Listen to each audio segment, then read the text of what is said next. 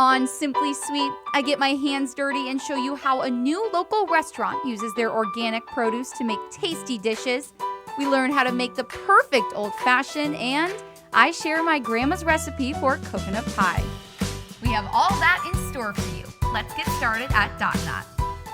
We are here at Dot Knot in downtown Bakersfield. Now this is a new restaurant where they are taking a spin on the classic farm to table, because we are going to be heading out, actually taking a behind the scenes look at their farm just 10 miles south of downtown Bakersfield called Pick a Little Farms. And we are actually going to be hand picking some of the produce that we will be making for some of these dishes. Let's take you there.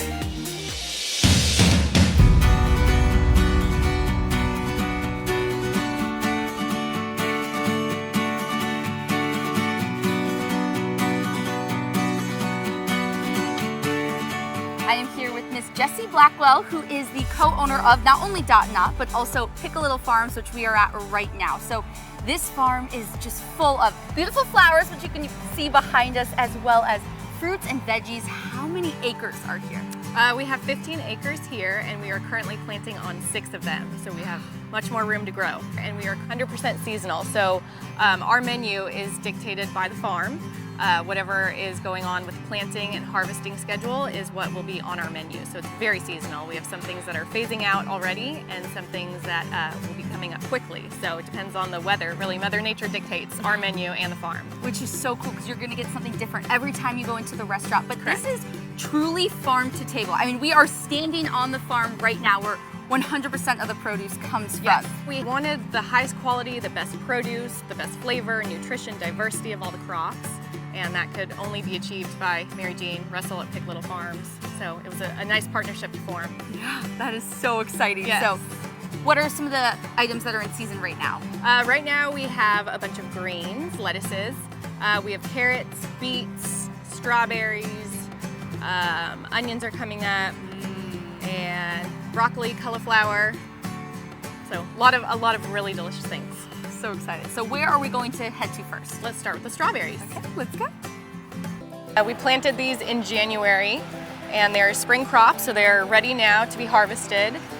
These are clean strawberries, no pesticides, no herbicide, so we can actually pick them off. We hand harvest, so you can see that they're ripe now.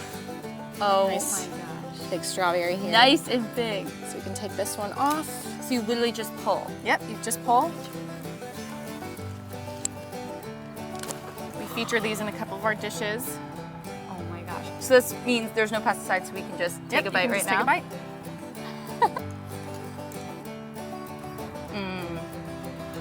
They're so sweet. They're very sweet.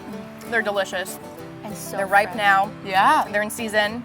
We only have a few more weeks of them, so we're gonna harvest them, use them while we have them in the cuisine, and then we'll sell them in the market as well. Okay, and then where are we off to next? Next, we'll be going to carrots. So Napoli carrots that we use in some of our dishes as well. Let's go. Okay.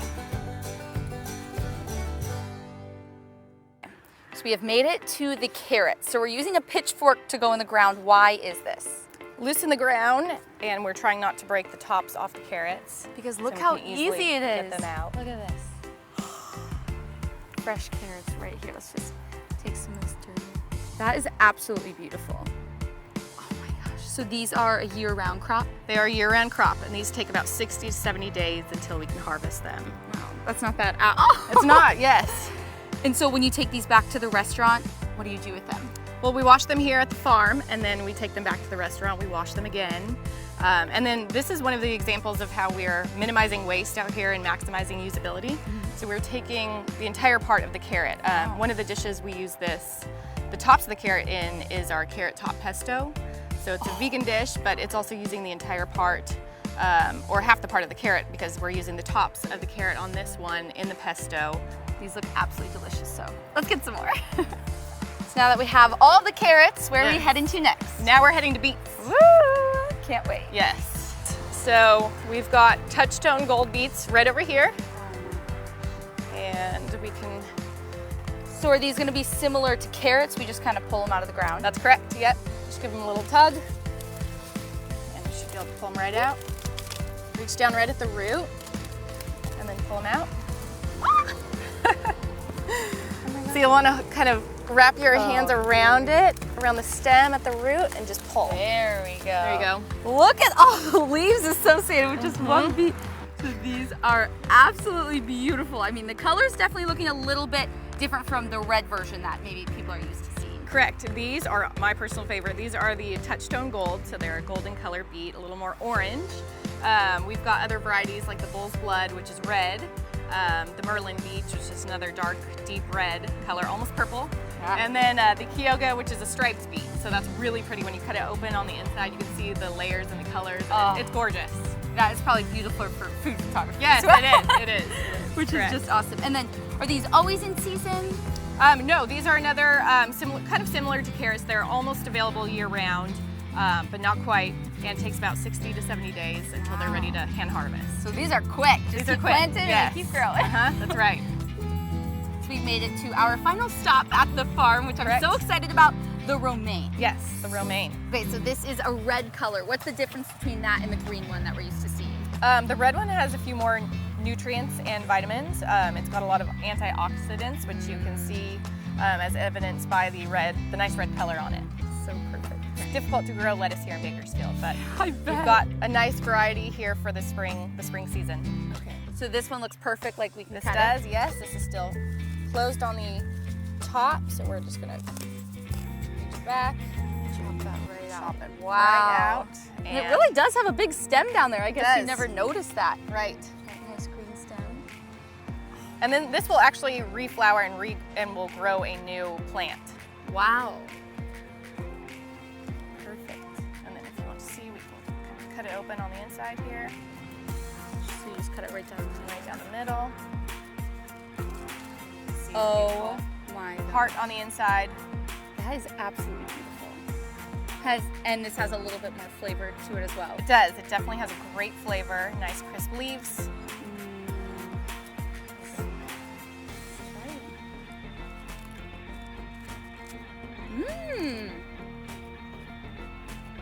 I don't want to say it's sweet, but it has a hint of that. And you actually get flavor. I know some people maybe don't like salads because the lettuce doesn't taste like anything. Right.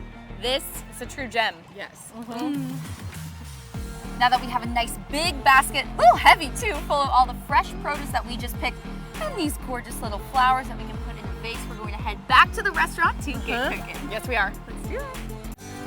From literally the farm, now we are at the table here at Dot Knot where we picked all this beautiful fresh produce. We are going to put it into some dishes. So we have 3 options here, some of the things that we did pick. Let's start with the salad. Yes, this is our charred romaine salad. So the same romaine that we picked out at the farm, we're using this in our dish. We are cutting it in half, grilling it in the kitchen. A little bit of char on there. That's right, yes, it makes it quite the difference. It gives it just a nice little flavor. We have our house-made Caesar dressing, and we house-make the bread as well, and then we toast that for our croutons. Yum! And then they're different than croutons. They're kind of a little bit more elongated. Yes, they are. And then we have our organic chicken on the salad as well. So this comes either with or without chicken. You can add it on. And then we have a little bit of marigold flowers, and these are edible. These come out from the farm as well. Edible flowers, and let me tell you, we tried some out at the farm, and they are absolutely delicious. You wouldn't think so, because it looks like just a little flower, but you'd be surprised. Yes, it has some nice flavor. It adds a different dimension to the dish. Okay. Yes. And then next we have our Valley eggs, which is one of my personal favorites on the menu. This is our breakfast item. So as we talked about on the farm, using the whole vegetable. So we're using from the root to the tip of the vegetable. This has our turnip tops and our beet tops on it. So are those roasted? Yes, they're roasted and stewed in a bone broth that we make in-house as well. It's got some bacon. It's got a nice spice to it as well. So it's a little bit smoky, a little bit spicy. It's a nice hearty dish full of those really good for you vegetables. Once again, clean vegetables from the farm. And then it's got Aiden's eggs, which Aiden is a local boy here in town who raises these chickens and brings the eggs over here. We've got them in the market, and then we use them in our dishes as well. And fresh herbs on top. And then our house-made French bread with an herbs butter that we make in-house from the herbs from the farm as well on that. And again, nice and charred, so we're getting a little bit of that crunch. Right. And then finally, Yes, this is a very vibrant dish. That's one of our specials right now. Since we have a lot of beets coming out of the farm, we are doing a beet hummus. So it's our Kyoga and our Merlin beets mixed together. And once again, topped with a few of the edible flowers. So good. And then we house make the pita here as well, and then carrots from the farm. So you can choose your dipping vessel. A little bit of everything. Yes. And it's kind of nice, that pink color. Beets are that natural coloring. Yes. It's making it so vibrant. Yes, so. exactly. That's all natural, completely from the farm, completely from the vegetable. So it's neat that you can take, you know, a raw vegetable, change it just a little bit, and come out with this wonderful color. That's so cool. Because we were trying the beets out at the farm. Again, they were fresh, so a little bit crunchy, but in here they're nice and soft and creamy. But I think we have to try something, so let's dig into the hummus.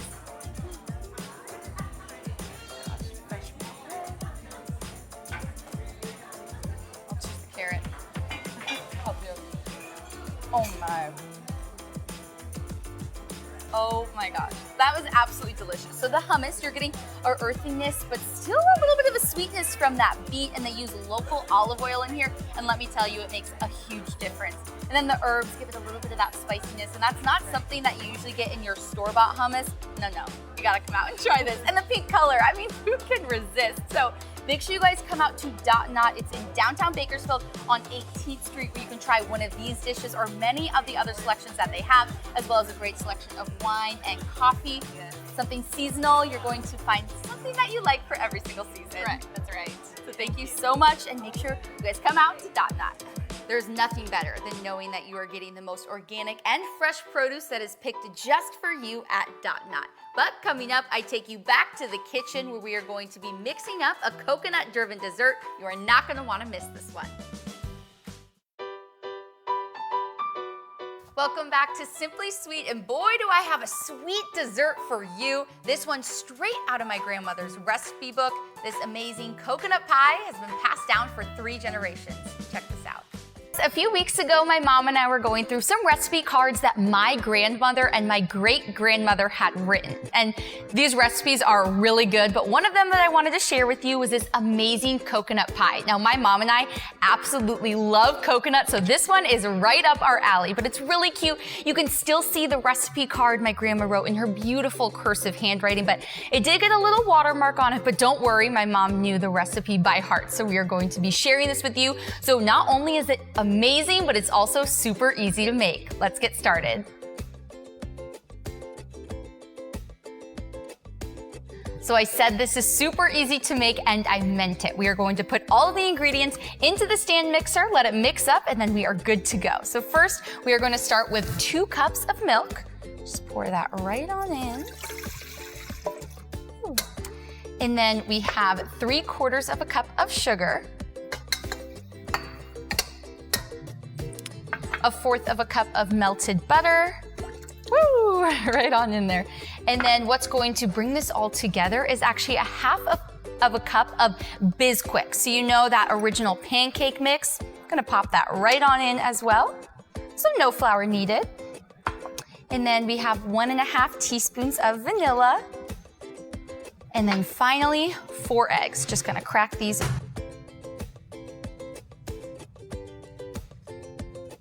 So we have everything in the mixer except the coconut. That's actually going to be the last thing that we put into the pie before it goes into the oven, but we're gonna get this mixing up for about 3 to 5 minutes. And I'm gonna get the pan ready.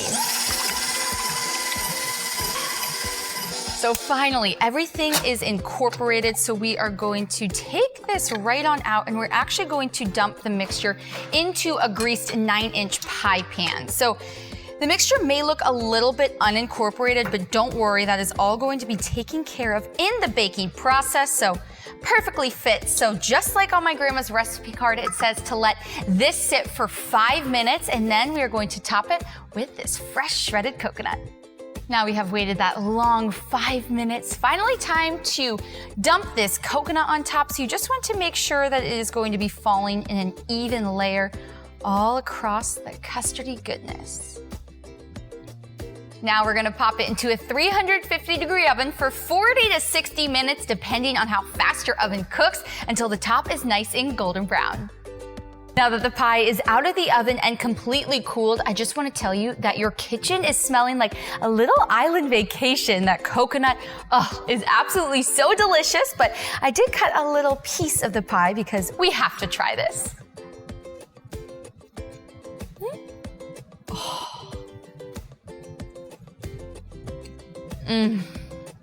Oh my gosh. You guys, this is so good. So it's sweet, but not too sweet. And then you're getting a lot of that creaminess from the eggs that we put in there. And then finally, you get to feel the texture of the coconut. And that's really what you're tasting in here. So for all of my coconut lovers out there, you are going to love this, and so is your family. Coming up next, our mixology segment, where we learn to make the perfect old-fashioned. We are back at Prairie Fire for our mixology segment. Now, I just want to preface that cocktails, not in my wheelhouse. So we have Crystal here, who is the mixology extraordinaire, who's going to be teaching us something new about these cocktails. So Father's Day just around the corner. What do you have in mind? I have for us a barrel-aged old-fashioned. So I already have in here 2 ounces of our Old Forester. Now you're gonna serve, and this is a mixing glass. Now all I'm gonna do is just add ice. I'm gonna add a dash of orange bitters. Now this is up to your preference if you like your old-fashioned just a little bit more citrusy. So all you're gonna do is just add ice. You're gonna stir for about 15 seconds. Okay, then you just strain and serve. Wow. Now this cocktail originated in the Prohibition era. And I don't know if you've ever seen that show, Mad Men, which is very popular. This cocktail was very popular in that show. Kind of started, old-fashioned started getting very popular again. Now, with the little citrus pill, we are going to do a nice orange zest. Ooh. Okay, and then we're going to rim it around the cocktail. Now this sets your palate up for what it's about to taste, and you're going to get nice citrus aromas on your palate, and then it's going to go straight into that bourbon. Okay. And then we are going to garnish it with a Luxardo cherry. Now these are cherries aged in brandy. Wow. They're very yummy, and it definitely gives a little sweet flavor to the cocktail. That's kind of nice. And then you're getting that orange flavor as well. So yes, kind of getting that whole palate. And then why do we use the big ice cube? The large ice cube is so the cocktail doesn't die.